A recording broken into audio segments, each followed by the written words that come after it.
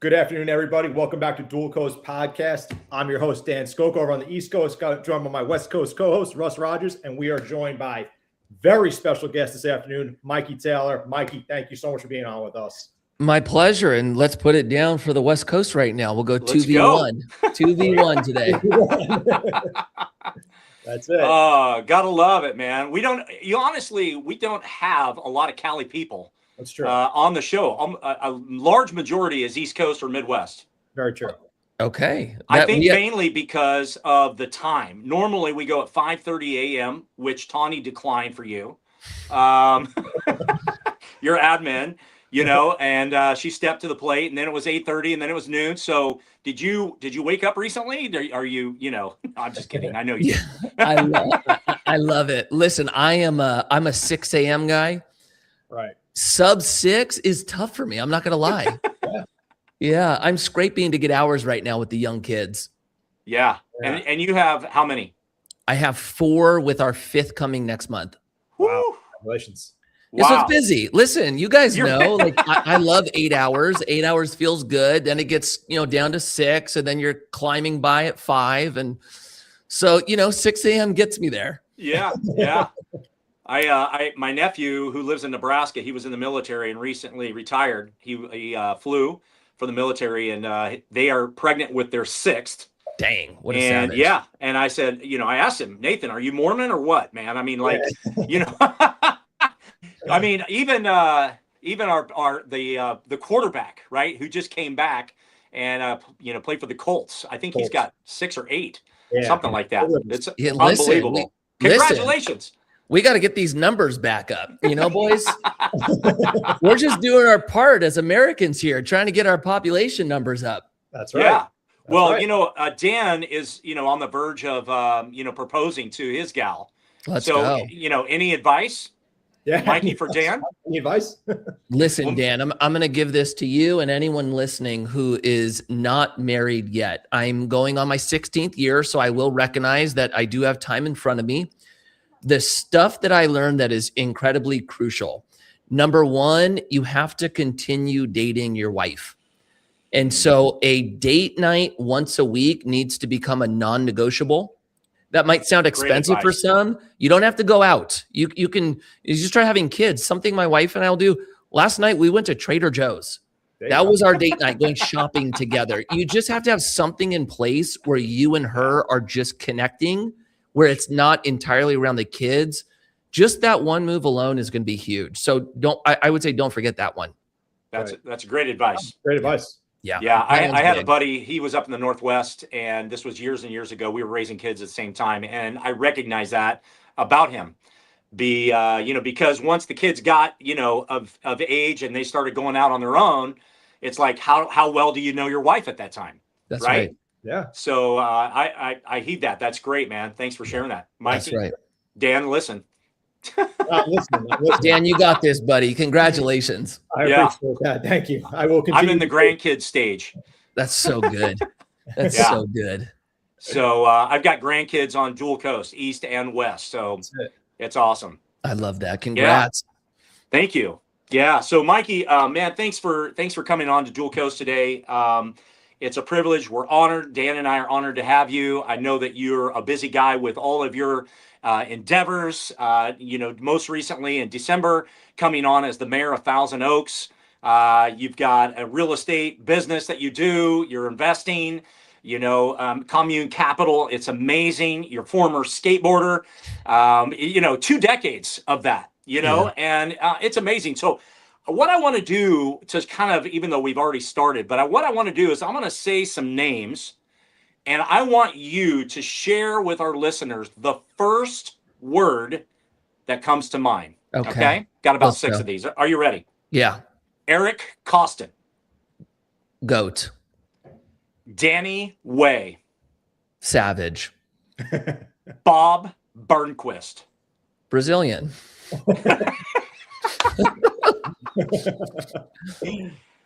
Elissa Steamer. Trailblazer. Rob Deerdeck. Visionary. And last but not least, Tony Hawk.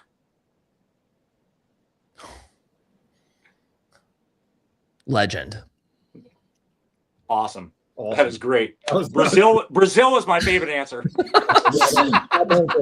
You know, when I was young, I always remember Bob skating around skate parks with the flag hanging off like a cape. Maybe that was on an Africa S tour.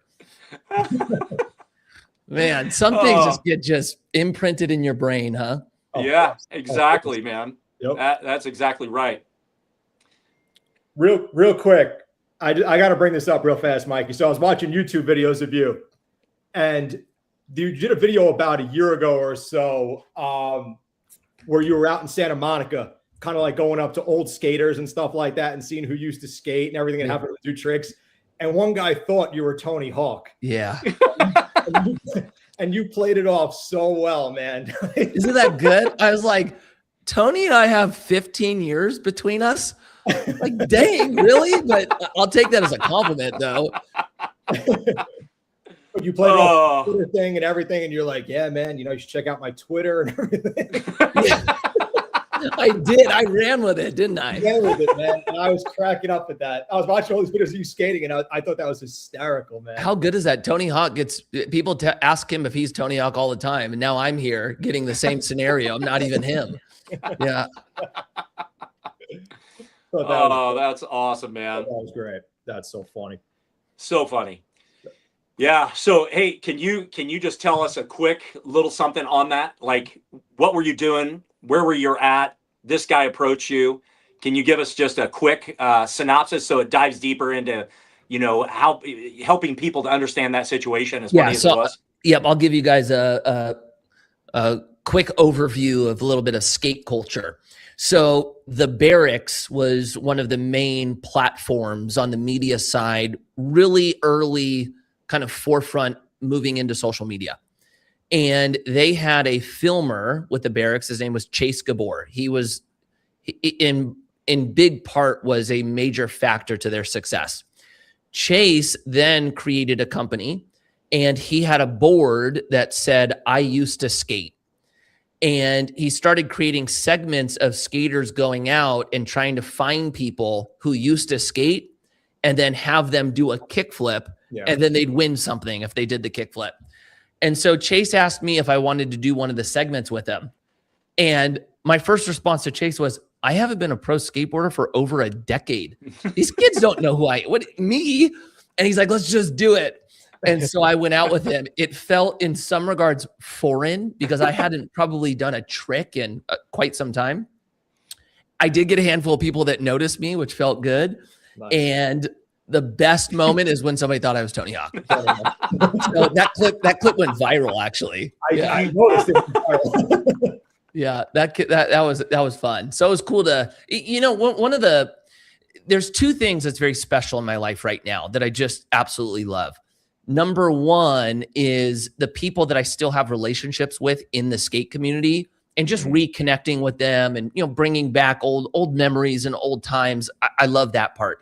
And secondarily, because my company is built for investors to invest with us in our real estate, and then simultaneously we're out there trying to build relationships to find new deals and all of the components that go into real estate, you end up meeting a lot of people that used to skate. And so that part's really cool, connecting with somebody who's in venture capital that was a skater, or somebody who's in medical sales that was a skater. That's one of my favorite parts, is reminiscing with them on, our life as kids growing up in the 90s skateboarding. Sure. That's awesome. That's awesome, man.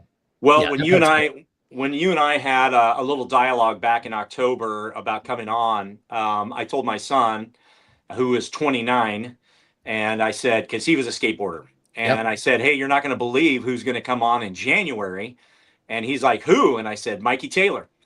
He goes, yeah, former skateboarder. And I go, absolutely. He goes, oh yeah, I know exactly who that guy is, And, for me, going back to those days, do you remember the deck that would look like a banana? It was a bright yellow skateboard it was banana something. I don't know. But that's what I grew up on was the banana skateboard, just this yellow flat skateboard that you could hardly turn on. And that probably ruined me and ruined my future career as a skateboarder. I feel that. Yeah, I feel that. Were you on clay wheels also? Yeah. Oh, we're dating. Yeah. Yep. I got a quick one for you real quick. I have a guy on our sales team, younger guy, 24. He approached me on Instagram about a position, and we hired him. He moved out here. And about 2 months ago, he was in his apartment complex and some kids were out front skating. So he walks up to him. He's, hey, can I try your skateboard? He does a kickflip. They're like, oh, that's so cool. You can skate. And he goes, do you know who my boss is? And they go, who? And he says, Mikey Taylor. And their response is, oh, that's so cool. We love vintage skaters. I was like, dang. Okay, that's like the new Gen Z way of saying you're an OG. Yeah. OG, yeah. You're no longer a former, but you're vintage. I'm vintage. Yeah.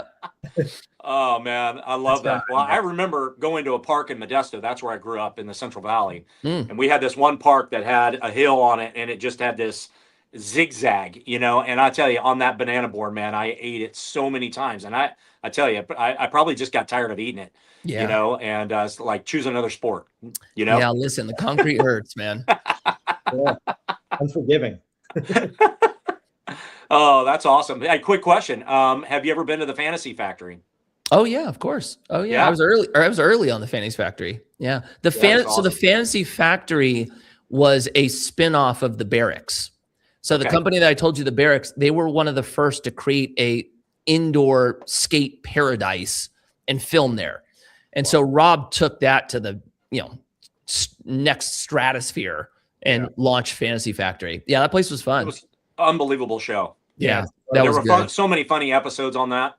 Yeah, there really was. We were down in LA, going on vacation and whatnot. And my son was there and he was really into the Fantasy Factory. And so we actually drove by it and down in downtown LA or just the outskirts. And that was pretty cool. I remember one of the episodes, Rob was one of those three-wheel trikes. I don't know what you call them, but, and they were speeding down the street at like 100 miles an hour. I rode on that thing too. Yeah. That thing was psycho. I've had some great life stories with Rob. I have core memories with Rob. Yeah. Some really good ones. That's awesome. Good buddies. Oh, it's great. Mikey, quick question for you. So was there a specific moment when you realized skating wouldn't be the only vehicle for your purpose? And how did that realization kind of change how you approach life? Was there like a specific moment in time that you could recall? I knew that skateboarding as a career had a short lifespan. The purpose side of it came later. And, my story was I had a career that was a passion. I started skateboarding not because I wanted to become a professional skateboarder. I absolutely fell in love with the craft and didn't want it to end. Yeah. And so becoming a pro was the means to that basically end game. And so when I was skating, I was so scared about what life looked like after skateboarding because I loved my life. It was so fun. And so I did a lot of prepping to plan for what happened next, financially speaking. The purpose side came actually when my career ended, and I did not prepare for that. The purpose side was, I almost felt blindsided by that because when you're in your 20s, you don't totally understand the significance of your purpose. And so when my career ended, I got hit with the reality that I had my entire purpose and my entire identity put into my craft.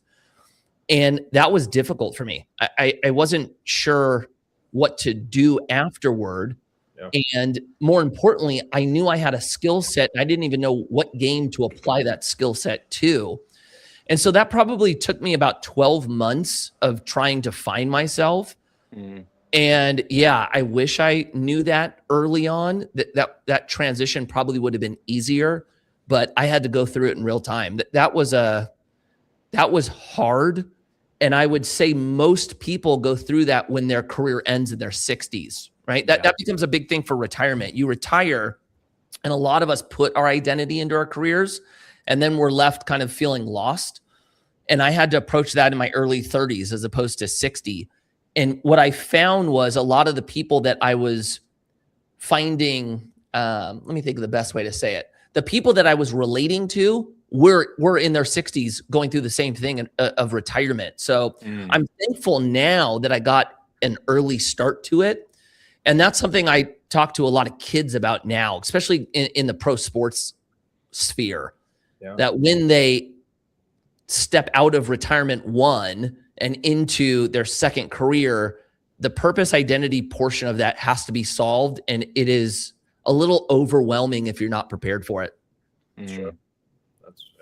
Wow. How was it, being in a skateboarding time when skateboarding wasn't popular? Because you really were kind of a part of that era that really made skateboarding become popular. Yeah. And ultimately, you got DC shoes, you got GoPro, that was all a part in your career. And then ultimately, skateboarding in the Olympics. Like, how was that being a part of that era that's really launched skateboarding globally, not just in the United States, but globally? Yeah. There's, like anything, pros and cons, right? The part that was cool is watching skateboarding grow and watching more and more people skate. That part was awesome. Secondarily, pro skateboarders' ability to make money increased. That was awesome to see. And then the new businesses that were created because of that growth was awesome as well. The con to it is when something's not cool, it's pure. There was something very special in the 90s because we were outcasts and because everyone thought we were lame. Your circle became even tighter and you didn't have any bad actors. You were all there for the same reason. It was not to become cool and famous and make money. Yeah. And we lost that a little bit. So that's just part of the process. More corporation comes in, more of the pillars that made it special go away. But it was exciting to be part of that wave that brought it to the mainstream. That's for sure. Mm-hmm. Yeah, it's super popular now. It's much different than when I was a kid and everyone made fun of us. That doesn't. Yeah, it's not the same anymore. You're pioneers. Yeah, that's right. That's right, vintage Mikey. Yeah. The 90s, man. The 90s were special. They were really special. Sure.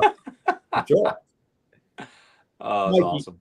So discipline has to be a big part of your daily routine now, as is involved in business, investing, even when you're an athlete, skating and everything like that. How do you define discipline in your everyday life? What does it mean to you? That's a very good question. Discipline, I think, comes down to your willingness to succeed. And without it, you have no guardrails, right? So a lot of times we look at laws or guardrails as being limiting, but really what they allow you to do is stay focused and move forward. Because without them, you're bouncing from wall to wall. And so what I found is when you know where you want to go, the discipline is what actually gets you there. So it's everything. And I think when your end goal is large enough and you're all the way bought in on it, you end up seeing more and more discipline because your focus is on the outcome, and the outcome is everything. So for my life today, I know this. Discipline is an absolute must. And there's times where I'm better at it. There's times when I'm worse at it. And I would say the times where I'm worse at it is when I'm not singularly focused on the outcome. Sure. Yeah. Yeah. Wow. Well, being disciplined in life, having people around you is utterly important, right? Yeah. Sure. My college baseball coach, I went to Cal Poly Pomona, and he said the 5 most important words in life is surround yourself with good people. Yeah. John Scalinas. And, we talked about, your admin, you've got mirror help in the office. And I'd love for you, you're a family guy, and I would love for you to speak out. And this is a moment for your wife to shine because she is the backbone behind your family, Yeah. and really supporting you. So tell us a little bit about your family and the importance of your wife in your life. Okay, so my wife and we've been married 15 years. We have 4 kids. We have number 5 on the way. And when done right, your wife should be your greatest asset.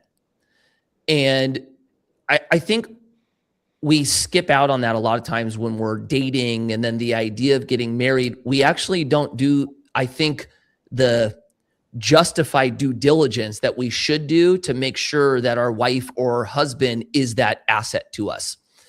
And so one thing that I did well, I recognized, one, her talent. I recognized how amazing she was, and I got her on board that we were going to be a team, right? So I got that part done.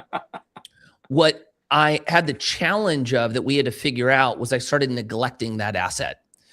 And so I was putting all of my attention towards my companies, and I was justifying that as being the provider. My job is to provide, so I put all my attention towards the business, and then my wife and my kids came second, but it was a very distant second. And so what we had to do probably about 8 years ago, that was the inflection point for us, was I had to reprioritize, and I had to create boundaries to protect her and my relationship that I wasn't doing leading up to it. So this one might be for Dan, because he's starting to venture into this world. If you would have asked my wife 10 years ago about my business, about our investments, kind of that nature, she probably wouldn't have been able to tell you much. She probably would have said, I don't know. That's Mikey's got that. And what we moved into was making sure she was a part of the conversation and actually had input in our decision making. So when I make investments today, it's, babe, this is the investment in front of us. This is the potential upside. This is the risk. What do you see? How do you feel? And we make a joint decision together.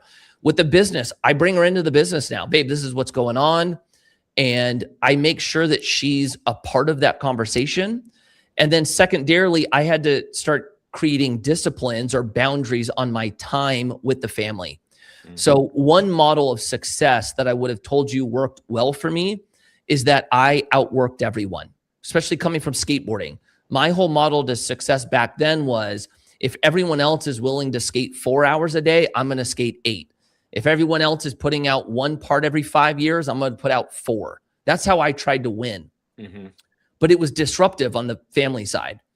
And so I was a little bit scared, actually, when we launched our business about 10 years ago, because I wasn't willing to potentially lose my relationship with that model, which was going to be the inevitable outcome. And so we started creating boundaries like this. I wasn't going to work on Saturdays and Sundays anymore. That was going to be family time. Nights were going to be with the family. And I was worried that my competitors were going to beat me and I wasn't going to have an edge. But this is what I found. When you limit your time, you're forced to get good at delegating.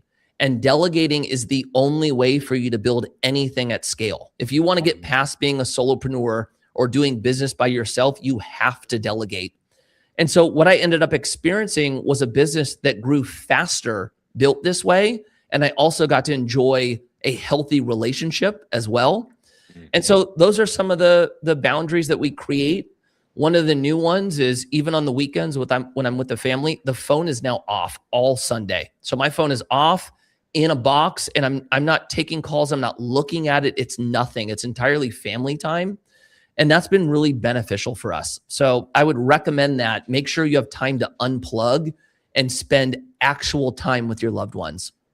Yeah, That's awesome. That's awesome, man. That's very well said.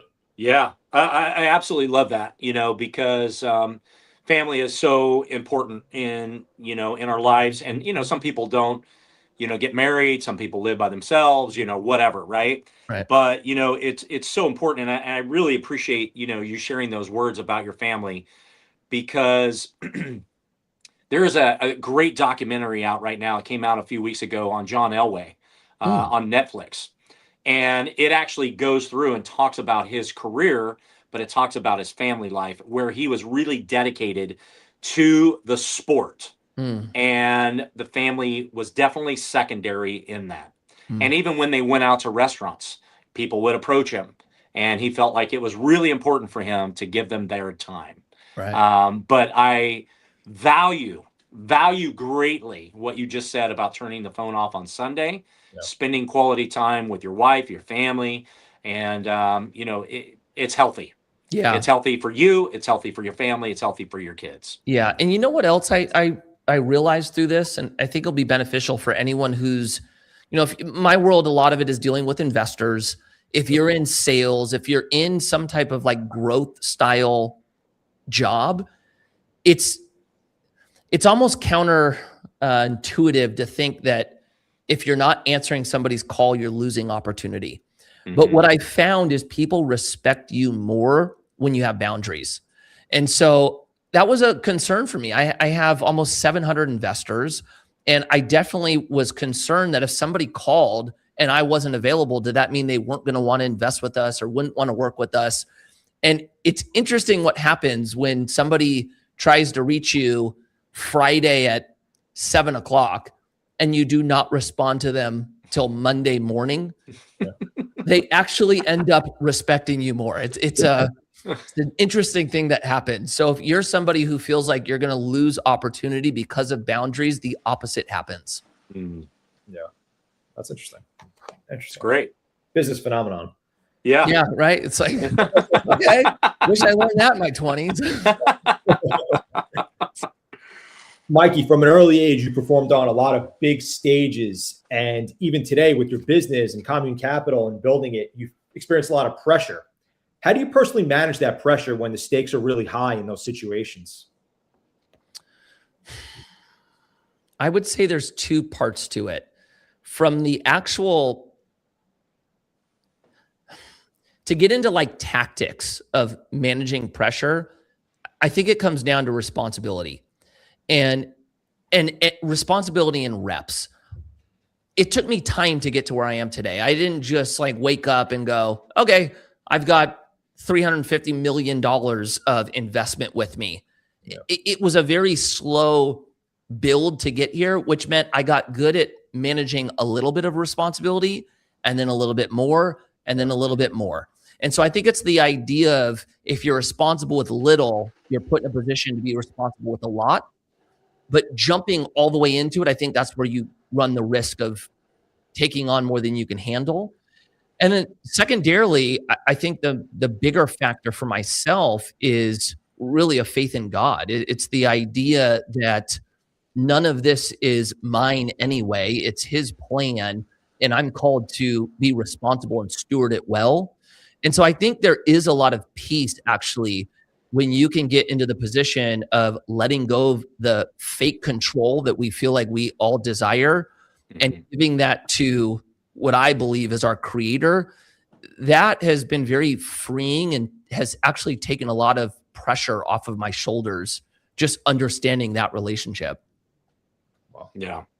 I was going to ask you maybe a little bit later on this, but I wasn't following you at the time on Instagram, but right after the Charlie Kirk incident, you had come on to the air and made some comments that I was thoroughly impressed with.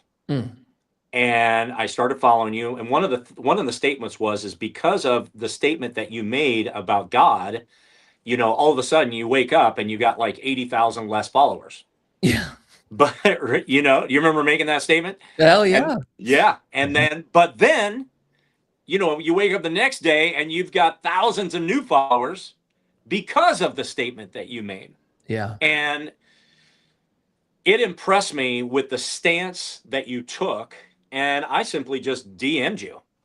And there is a philosophy that I live by that says the answer is always no if you don't ask. Right. If I had never asked, the answer was no. Right. And the fact that you responded within about an hour of me, saying what I said really impressed me to who you are and your character without even really knowing, the backlog of Mikey Taylor. Mm. And so I would love to, I would love for you to just take a moment to express, because you mentioned God. Tell me, what does God mean to you and in your family? Okay, so before I answer that, it's so funny that you said it. What that phrase we say in the skate world, closed mouths don't get fed, right? Hmm. Yep. You always got to take the shot. You always got to ask. So I absolutely love that. For me, you know, this goes back to identity and purpose. And I think at the end of the day, those are the most crucial questions that we all as people have to answer. And a lot of times we don't want to answer them because it's scary. It's scary to answer the question, why am I here? And simultaneously, it's scary to answer the question, what happens after this? Mhm. So a lot of times we avoid it. And for me, when I was going through the purpose and identity crisis, I felt like I had built my entire foundation up until that point as being a pro skateboarder. My identity was pro skateboarder. My purpose was pro skateboarder. And when that all ended, I realized that the foundation I had created was weak and it broke down. Mhm. And the only thing I could have told you 10 years ago was, I don't want to experience that again. I don't want to experience the rug getting pulled out from underneath me and feel like I don't know who I am anymore. And so I spent a lot of time trying to find what the actual solid foundation would be. And so when I started trying to answer the question, why am I here? You know, I really couldn't find a better answer other than I was created. And that's a big debate amongst a lot of us. But when I look Sure. out at the world, Yeah. I see a designer. I don't see that this was an accident. There's too much beauty and there's too much order for me to put my faith in this being an accident. And so when I landed on creator, then my research became, who is that creator? And so something I decided to do was read the Bible from start to finish.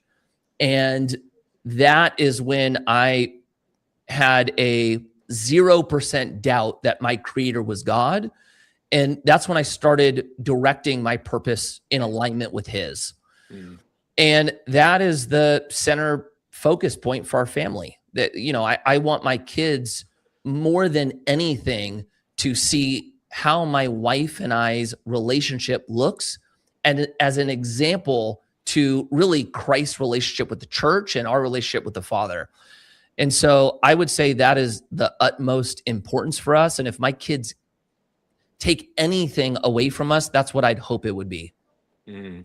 Wow. Beautifully said, man. Yes. Beautifully said. Love that, man. Yep. Mikey, I kind of know what you're going to say here as far as an answer, but I want to ask this question anyway. And you know, success doesn't always equal fulfillment. Mm. And I kind of want to ask you when you first realized that, and what changed afterward to you when you kind of realized that success wasn't, you know, didn't always equal fulfillment for you.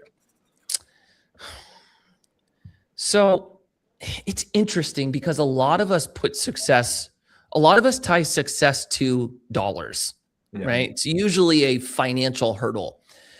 And it's even weird saying this because I know what I do as a living. This might not make sense, but I was actually never driven by money. Even when I was young, some of my favorite times are when I wasn't making money and I was out skating with my friends every day. Yep. And so what I found is I like the feeling of accomplishing things that typically have a goal in mind. So what I enjoy is setting a goal, and it's actually not achieving the goal. I like the process of trying to get there. So I feel accomplished in that. But accomplished and fulfilled are not the same thing. And I think that's really the question you asked. And so I would say I've been learning that slowly over the last 20 years. And the last example of that is probably what Russell brought up. And for me, when everything happened with Charlie, that one hit me in a lot of different areas in my life. And the biggest part of that is I felt like I was trying to get the world's approval, and I was diluting the approval of my creator. Maybe a better way to say it is I was fearing man more than I was fearing the Lord. And when I ultimately asked for his forgiveness of that and attempted to reprioritize my daily goals to please him and not others, the fulfillment that came with that was much different than the accomplishments I felt leading up to it. And here's one of the examples. About a month and a half ago, I left the office and it just felt like a shitty day.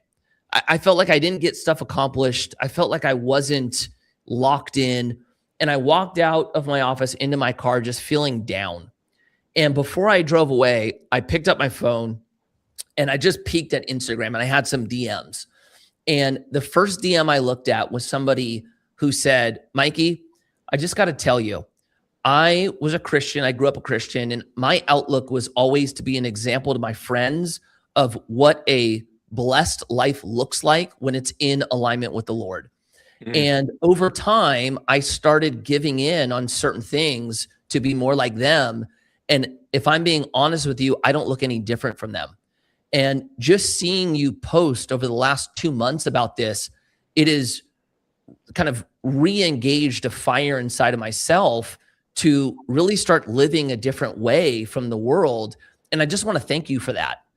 That changed my entire perspective of that day. I walked out of my office being upset that I didn't finish an investment summary or whatever I was working on. And I went, if the Lord is happy about anything I accomplished today, what do you think he's happy about? It's that message. It's not that an investor report didn't go out, even though that's important. The fulfillment came with that message. And so that's what I'm attempting to do every day now. And how I'm trying to stay aligned in that, I'm trying to start every morning off praying, like, Lord, remind me what my goal is. Remind me what my mission is. And if I start my day off with that in mind, I think I line myself up to be more fulfilled that day. Wow. I love that. Yeah, I love that too, man. Very well said. Yeah. Thank you. Yeah. A lot of, we're a health and wellness, based podcast, and you talk about unplugging and, unity in the family, spending quality time. Skateboarding is a way for kids to get outside and to do fun things. Riding bikes is something for kids to get out, so if you see a pile of bikes outside, kids are outside playing, having a good old time. And that seems to be something that was in the past. First of all, let me ask, do any of your kids skateboard? No, I tried so hard. No, they want nothing to do with it. Yeah. I thought you were going to say all of them. Yeah, no, that's what I thought. You threw me off on that answer. I failed on that one. Yeah, no, none of them want to. Oh, man. That's funny. Even their dad's a vintage skateboarder? I know. They want nothing to do with vintage. Yeah. No, my girls are creatives. They play volleyball, really into art and design. My son loves bikes, and he has like an electric motorcycle he's obsessed with. He's really drawn towards bikes, but he's 5. So I didn't pick up a skateboard till I was 12. There's some time and some hope there. Yeah. But no skateboarding. Do they know a lot of your history? They do. For my older 2 girls, when they were younger, they kept asking me when I get noticed in public, what, who was that? Was that your friend? And I tell them, no, it's not my friend. I don't know them. What do you mean? You're famous? And so when they were young, it was so funny. They didn't understand the levels of fame. So they would look at me and go, like Taylor Swift famous? No, girls, not like Taylor Swift famous. And now my girls are old enough to know that there's people that know who I am. I get stopped in public quite often. So for them, it's a little bit normal. My son doesn't totally understand it yet, though. I think he's probably a couple years away from it. Yeah. That's what I loved about Phillip Rivers coming back at age 44 to quarterback the Colts. Like he said in one of the press conferences, like, do your kids know about your past? And he goes, yeah, we've talked about it in the house and everything, but now they're seeing their dad on television going out and quarterbacking an NFL pro team, right? It's like, it's crazy at 44, right? Yeah. But he said, now I'm done now. Like, I'm not ever coming back. That was just a magical thing that happened, and great for him that he could still do it. Yeah. It's so good. No coming back. Anybody out there that's a skater, no coming back for me. Too far removed. He's done. Oh man, that's funny. Well, the importance for me, like, with what I do with Move Today 365, is really encourage people to get outside, to connect in nature, connect outside. In our day in society, video games, television, COVID, the combination of all this that's happened over the last 5 years that have driven people indoors. What can you say to the people that are out there that are listening today or in the future who hear this podcast of the importance of connecting with your kids outside, getting in nature, spending less time on technology? How would you approach that in telling listeners today? You know what? I actually think it's starting to happen naturally. If you're paying attention to Gen Z right now, a lot of them are starting to check out online. They're really starting to value the unplug and going out and living life, in real life. And so I think we're actually going to watch the next few years, the overcorrection of everything going digital. And then I'd probably expect that 10 years from now, we find the correct balance. But I'll tell you, just last week, somebody was walking in our neighborhood. They were a little bit older, grandparents, and they saw my kids playing outside. And they said, "Thank you." It's so nice to see kids outside. So I think you're starting to see the beginning stages of that. And so my hope is that it's naturally going to work itself out. But yeah, look, we dove into social hard. We went all in because it was new. And I think right now we're starting to experience the burnout of it. And then hopefully we all find the correct way to use social and real life so that it's not just a, Ready Player One reality that we're living in. Sure. Yeah. No, I agree with that. I noticed more kids outside with the bicycles and everything like that than I did in the past 5-6 years or so. Yeah. And you know what? I think like golf is actually a perfect example of it. Golf is booming right now. And it's the youth jumping into it. The idea that you can go out in 4 hours on a golf course in the sun, hanging out with people, I think that's a really good sign of where we're headed. Yep. Totally. That's awesome. Totally. That's awesome. Yep. Yeah. Do you have a side sport that you like to play? I think you play golf, right? Yeah, it's golf. Yeah. Yeah. Golf became the obsession after skateboarding. Yeah. Favorite course that you've played? My favorite course I've ever played. Oh, man, Pebble's got to be up there. Pebble Beach, Spyglass. Those are phenomenal. I just did a Banded Dunes trip in Oregon. That was awesome. Eugene Country Club was great. I've got to play some really fun courses now. That's awesome. Awesome. Man. Yeah. Awesome. It's beautiful. I'm about an hour away from, not even 40 minutes away from Pebble. That's a special place. It is. I've never played it, but I've been to the course, watched the Pro-Am. It is special. Yeah. Just walking that course, you feel it. Even if you're not a golfer, just walk it. Yeah. Agree. Yeah. That's awesome. Mikey, I love to ask this question. And, being a family man, being an entrepreneur, being a former athlete, looking back on your journey and in 20 years from now, what legacy do you want to leave? What legacy do you want to leave on the people, who see you today, see you on this podcast? And what do you hope they see 20 years from now from Mikey Taylor?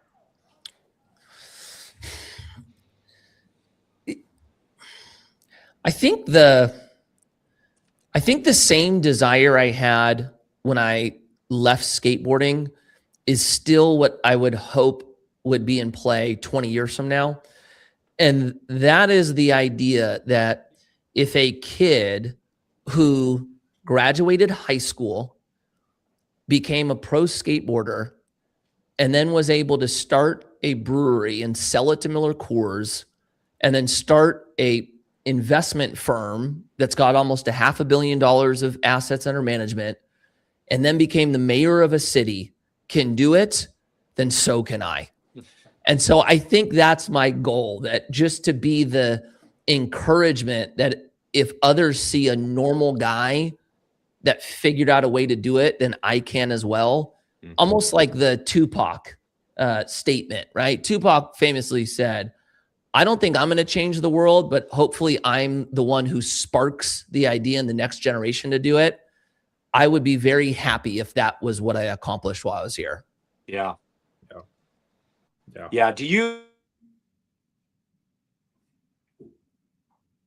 Sorry about that. You good? Go ahead. You cut out. For Yeah. me.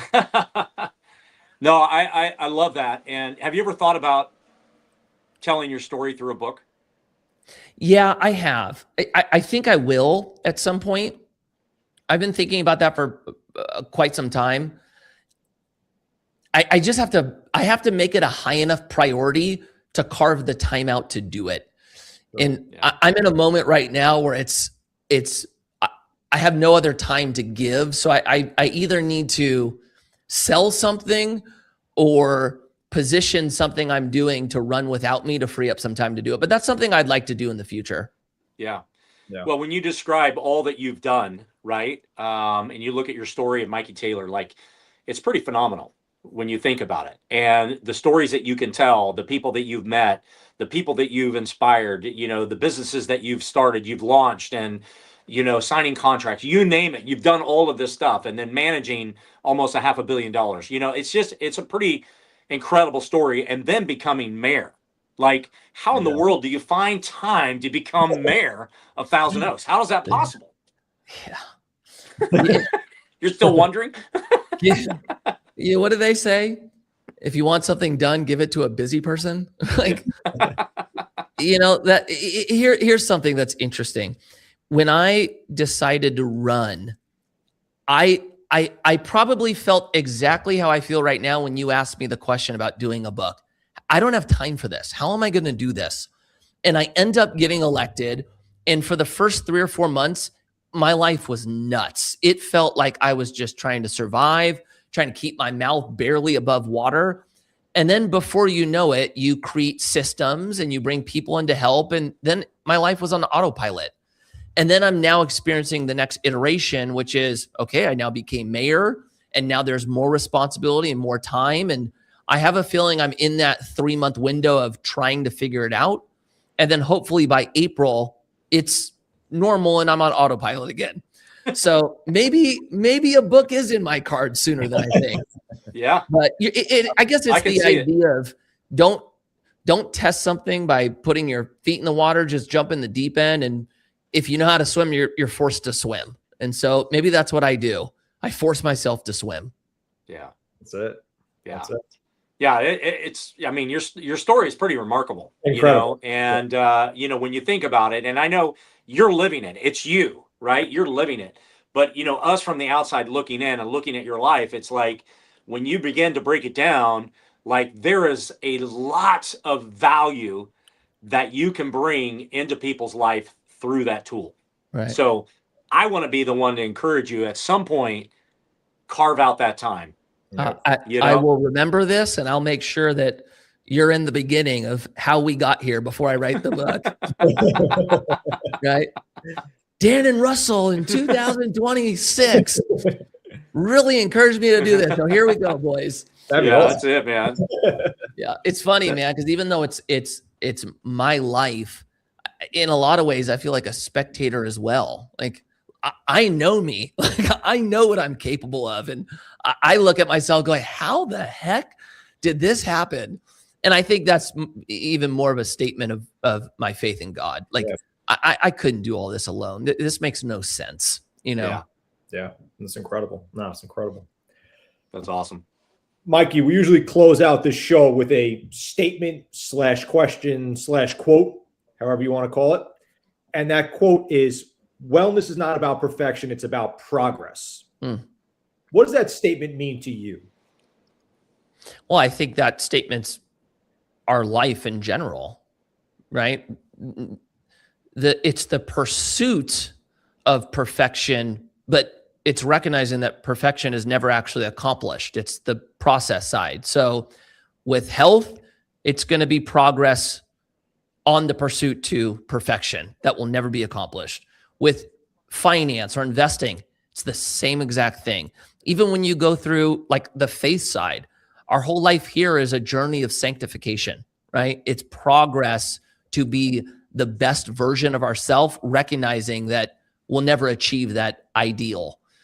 And so I think that could be applied to everything, your marriage, your fitness, your faith, your finance, all of it. Yeah. Awesome. You know, I had one more question for you. Oh. Yep. You know, from a mental perspective, right? You know, preparing to skateboard, preparing to run a meeting, you know, for the city, preparing to, you know, prepare your family for what is to come. You know, there's a lot of mental challenges along the way. And we're living in a day and time where mental illnesses are at an all-time high. People are struggling with depression. People are just struggling with anxiety. You know, can you, from that perspective, you know, how can people better themselves when it comes to these mental hurdles in their life to help them to overcome? Because you navigated a lot in your life. Yeah. I think there's two ways you can take it. Number one, I think it comes down to purpose. When your purpose is beyond yourself, everything changes. It's not so much about you any longer. And number two, somebody said something a long time ago, and there's so much wisdom in this. If you're struggling with your life, go spend some time with somebody who's struggling worse than you are. Go help somebody out. And it really helps, I think, change your perception of what we have. And there's blessings in all of our lives. There's things that we can be thankful for. Sometimes we just don't acknowledge them. Like somebody said this a long time ago, or excuse me, somebody said this on a Instagram video, and I thought it was brilliant. For you guys, if I were to give you guys the choice, $10 million right now, but you only have one day to live, or you get to wake up tomorrow and live the rest of your life, which one are you choosing? You're choosing, I'd like to live the rest of my life, right? Yeah. That is a blessing we get every single morning.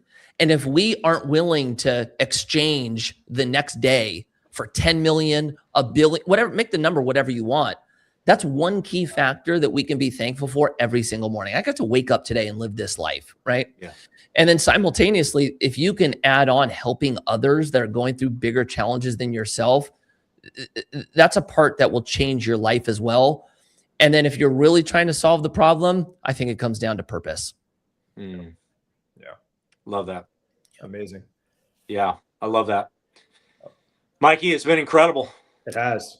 Absolutely incredible. You know, you grew up in Newberry Park. I was down in LA one time. I drove down there, visit my son, and I was a personal trainer for baseball and softball athletes. And I had a gal who lived in Santa Cruz, but was home for the Christmas break. And she was there for like a month, and she was from Newberry Park. So on my way home, I stopped at a local park. I met her and her mom, and I gave her an hour pitching lesson, and then I drove home to Santa Cruz. So that is my one and only story about Newberry Park. Did you buy anything while you were here? A drink, a meal? Contribute to the economy at all, Russ. Thank you for being a part of our economy. Yeah. If not, our Park and Recs thanks you. Yes, exactly. Yeah. Yes, Awesome. exactly. Russell, Dan, this was a Exactly. pleasure, man. Thank you guys for having me on. Thank you, so Mikey. much for coming on, Mike. You really appreciate it. Thank you so much for being Thanks with for us. carving out some time for us, man. Yes. Really appreciate it. Heck All yeah. your thoughts, your heart, everything was just beautifully said, man. It was Thank amazing. you guys. Amazing. Yeah.